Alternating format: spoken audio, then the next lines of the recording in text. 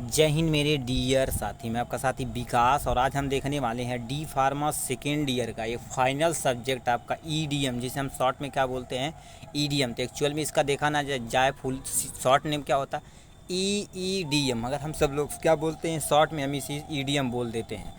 ठीक है, तो ईडीएम आपका सब्जेक्ट देखा जाए तो हर एक सब्जेक्ट से थोड़ा सा ये डिफरेंस है। याद रखिए ये 2023 का क्या हो गया आपका पेपर है, कितना 2023 का ये आपका पेपर है।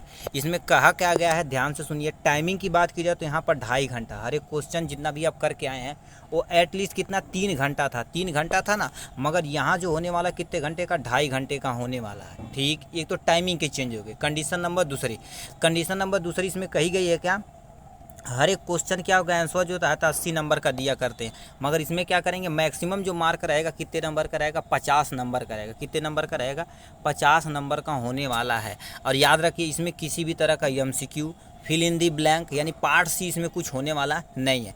एक ही पार्ट होगा और टोटल कितने क्वेश्चन पूछे जाएंगे, 5 क्वेश्चन। एक हो गया, अब एक में ठीक है, एक हो गया, ठीक है, यहाँ 2 हो गया, यहाँ 3 हो गया, यहाँ 4 हो गया, यहाँ से 5 हो गया। और एक में यदि देखा जाए तो ए बी और सी दिया रहेगा। कितना दिया रहेगा, ए बी सी दिया रहेगा। ठीक, पहले हम एक को अच्छे से एक्सप्लेन करते हैं। एक में तुम्हारे पास ए रहेगा, बी रहेगा, सी रहेगा, और हर एक क्वेश्चन कितने नंबर का रहेगा, 5 नंबर का रहेगा। अब किन्हीं ए बी सी में से किन्हीं 2 का आपको क्या कर देना, अच्छे से डिटेल में आंसर लिखना पड़ेगा। ठीक है, याद रखिए डिटेल में आपको क्या करना पड़ेगा, 5-5 नंबर का तो कम से कम 1.5 से 2 पेज आपको अच्छे तरीके से लिखने की रिक्वायरमेंट होगी। ठीक, तो ईडीएम है तो इसमें ज़्यादा नहीं आपको क्या, जैसे पॉल्यूशन पढ़े होंगे, ठीक है, डिजास्टर मैनेजमेंट पढ़े होंगे, बाढ़ कैसे आ जाती है, साइक्लोन कैसे आ जाता है, भूकंप कैसे आ जाता है, यही सिर्फ आपको क्या करना है, इसमें एक्सप्लेन करना पड़ेगा। ठीक है, तो आपके इसके बाद आप ये सब सारी चीज़ें इंस्ट्रक्शन वगैरह तो आप समझ रहे हैं, नोट वगैरह कैसे चीज़ें आप, तो ये ख़त्म हो गया। मतलब अब मार्क में थोड़ा सा डिफरेंस है और यहाँ से टाइमिंग में थोड़ा सा डिफरेंस है। ठीक है, अब यहाँ से क्वेश्चन नंबर पहला आपके सामने ये रहा। देखिए जैसे हम बोले हैं पार्ट ए रहेगा, ए इसमें पार्ट और नहीं रहेगा। क्वेश्चन नंबर ए, इसमें से 3 क्वेश्चन रहेगा, आगे लिखा एनी 2 पार्ट। ठीक है, any 2 part of the following answer, इसका क्या करना पड़ेगा, डिटेल में लिखने की रिक्वायरमेंट होगी। ठीक है, यानी किसी आपको डिटेल में क्या करना पड़ेगा, किन्हीं 2 का आंसर लिखना पड़ेगा। किन्हीं 2 का लिखेंगे तो कितना हो जाएगा, 5 दूनी 10, यानी 10 नंबर यहाँ से मिल जाने वाला। इसी तरह से आपको टोटल एटलीस्ट 5 क्वेश्चन पूछा जाएगा। ठीक, उसमें से आपका क्या हो जाएगा, किन्हीं 5 यानी 5 दूना 10। ठीक है, 5 दूना 10, 10 क्वेश्चन को आपको अच्छे से करना पड़ेगा। ठीक है, तो चलिए इसका पहला क्वेश्चन आपके सामने ये रखा, what is ecosystem in biodiversity के बारे में एक्सप्लेन करना। अब इकोसिस्टम क्या होता है, जब कोई लिविंग और नॉन लिविंग ऑर्गेनिज्म एक दूसरे से इंटैक्ट करते तो उनके बीच में जो रिलेशन बनता है उन्हीं को हम इकोसिस्टम बोलते हैं।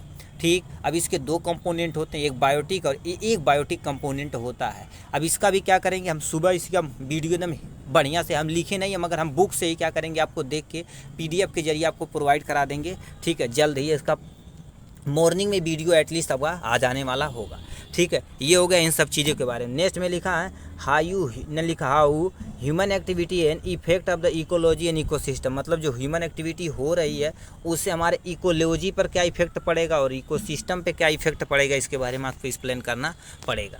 ठीक है, नेक्स्ट तुमसे लिखा है difference between biodegradation and biodegradability के बारे में आपको बता देना है एकदम डिटेल में।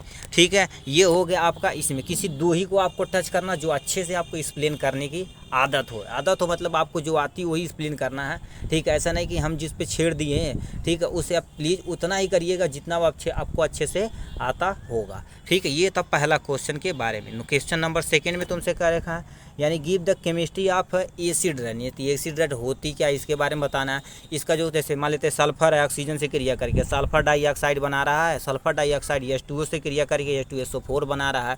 तो ये सब आपको डिटेल में थोड़ा सा रिएक्शन के जरिए आपको क्या कर देना, एक्सप्लेन करना पड़ेगा।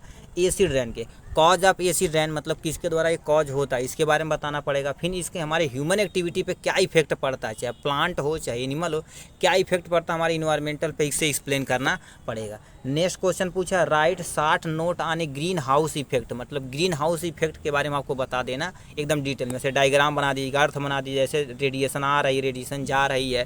ठीक है, इसको आपको क्या कर देना, अच्छे से एक्सप्लेन कर देना है। फिर क्या रखा, what the suggestion would you like to give the यानी मिनिमाइज पॉल्यूशन, मतलब हम क्या कर सकते हैं किसी भी पॉल्यूशन को, कोई भी पॉल्यूशन इससे नहीं देना, हम कैसे मिनिमाइज कर सकते हैं उसके अनुसार से यानी करना है, आपको इसे एक्सप्लेन कर देना है। ठीक है, ये होगा क्वेश्चन नंबर 3 में। यहाँ से देखा जाए क्वेश्चन नंबर 3 में पार्ट कोई 2 ही पार्ट सब में करना, याद रखना, हम बोल नहीं रहे, आप तो समझ गए होंगे। सबसे पहले क्या लिखा है, main effect of air pollution, मतलब सबसे पहले एयर पॉल्यूशन लिखना पड़ेगा। फिर एयर पॉल्यूशन के बाद आपको क्या हो गया, कॉज यानी एयर पोल्यूशन कौन करते हैं उससे एक्सप्लेन करने पड़ेगा, और हमारे मेन एक्ट यानी इफेक्ट जो होता है उसके बारे में आपको डिटेल में यहाँ से बताने की रिक्वायरमेंट होगी। फिर क्या रखा, how can air pollution is a control, मतलब एयर पॉल्यूशन को हम कैसे कंट्रोल करते हैं इसके बारे में आपको डिटेल में बता देनी जरूरत हो। नेक्स्ट क्वेश्चन आपसे पूछ दिया है, कर रखा explain the main effect of the water pollution, यानी वाटर पॉल्यूशन क्या होता है इसके बारे में बताना पड़ेगा। Cause of water pollution, effect on human body and plant and living organism पे कैसे इफेक्ट पड़ेगा, हमारे इन्वायरमेंट पे कैसे इफेक्ट पड़ेगा, ये सब को आपको क्या करना है, यानी अच्छे से डिफाइन कर देना है। वाटर पॉल्यूशन होगा तो जाहिर सी बात एक्वाटिक लाइफ क्या होगी आपकी खतरे में हो जाने वाली है। नेक्स्ट क्वेश्चन यहाँ से पूछ दिया है, ठीक है, कोई 2 पार्ट इसमें से आपको लिखना है। सबसे पहले कह दिया है short note on noise pollution, noise pollution को क्या कर देना है आपको एकदम अच्छे से डिटेल में समझाने की रिक्वायरमेंट होगी। ठीक है, नॉइज पॉल्यूशन क्या होता है, जैसे हम एक डिफिनेशन आपको बोल रहे हैं, प्लीज़ आप कॉपी में लिखिए, कोई भी पॉल्यूशन वहाँ पर छाप दीजिएगा। क्या लिखिए आप, यदि प्लीज़ आप एक बार कॉपी पेन लिखा दीजिए, ठीक है, लिखिएगा क्या लिख देते हैं, एनी अनडिजायरेबल चेंजेस, लिखिए any undesirable change in environmental, any undesirable change in environmental causes, ठीक है, causes disease of living organism, causes disease of living organism या effect of living organism is known as, ठीक है, is known as pollution, is known as pollution. तो ये हो गया आपकी डिफिनेशन हो गई पॉल्यूशन की। बट आपको एयर पॉल्यूशन देगा तो इन्वायरमेंट की जगह आप क्या लिख देंगे, एयर पॉल्यूशन। वाटर देगा तो इन्वायरमेंट की जगह वाटर लिख देंगे। ठीक है, मान लेते हैं रेडियो एक्टिव सब्सटेंस दिया तो वहाँ पर रेडियो एक्टिव सब्सटेंस लिख देंगे। बस उतना ही क्या करना पड़ेगा, आपको हटाना पड़ेगा, बस काम अपना बन जाएगा। नेक्स्ट में तुमसे पूछा रेडियो एक्टिव पॉल्यूशन क्या होता है, जैसे रेडियो एक्टिव सब्सटेंस होते हैं ना, ठीक, उससे एक्चुअल में कौन सा यानी पॉल्यूशन होते हैं उसके बारे में आपको अच्छे से यानी एक्सप्लेन करने की रिक्वायरमेंट होगी। नेक्स्ट में पूछा है how does excessive use of pesticide, मतलब यदि आप ज़्यादा अमाउंट में पेस्टिसाइड या फर्टिलाइज़र का यूज करेंगे इन एग्रीकल्चर में तो हमारे पास पॉल्यूशन क्या होगा, ठीक है, पॉल्यूटेट आवर बायोस्फीयर, मतलब हमारे बायोस्फीयर पे क्या इफेक्ट पड़ेगा उसके बारे में यहाँ से डिटेल में बता देना है। याद रखिए पेस्टिसाइड क्या होती है, जो हमारे खेतों में इंसेक्टिसाइड के तौर पर डाली जाती है, फर्टिलाइज़र डाली जाती है, यदि ज़्यादा अमाउंट में यूज करेंगे तो क्या होगा इसके बारे में एक्सप्लेन करना पड़ेगा। ठीक, ये आपके सामने ये क्वेश्चन हो गया यहाँ से, पेस्टिसाइड एंड फर्टिलाइज़र एग्रीकल्चर में अब एक्सेस अमाउंट में यूज करते हो तो उसका एक्सप्लेन करना पड़ेगा, हमारे बायोस्फीयर पे क्या इफेक्ट पड़ेगा।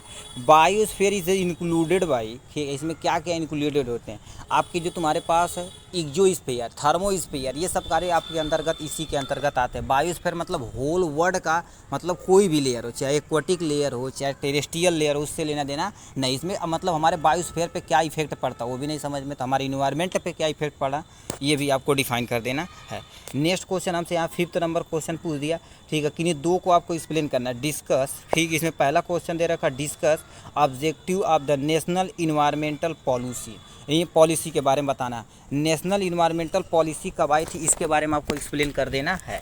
मतलब जैसे, ठीक है, कह दिया नेशनल इन्वायरमेंटल पॉलिसी, मतलब बोल दिया है जो आपके पॉलिसी होती है उसमें कब आई थी, जिससे हम क्या कर सकते हैं इन्वायरमेंटल को पॉल्यूशन से कैसे बचा सकते हैं, इसे अच्छे से आपको एक्सप्लेन कर देने की रिक्वायरमेंट होगी। नेक्स्ट क्वेश्चन पूछा वाई इज़ द, ठीक है, why is the environmental management system required, मतलब हमसे कह दिया इन्वायरमेंटल मैनेजमेंट यानी सिस्टम क्यों ज़रूरत पड़ गई। जैसे मान लेते हैं लक बाई चांस, सपोज मान लेते हैं आपका घर है, घर को चलाने के लिए एक छोटा सा, ठीक है, एक छोटी सी फैमिली चलाने के लिए क्या हो गया, आपके फादर एक फैमिली मेम्बर की तरह क्या कर देते, पूरे होल फैमिली को क्या कर देते एज ए रनवे, मतलब उनका कोई भी, ठीक है, कोई भी व्यवस्था हो ला के प्रोवाइड कराने का काम करते हैं।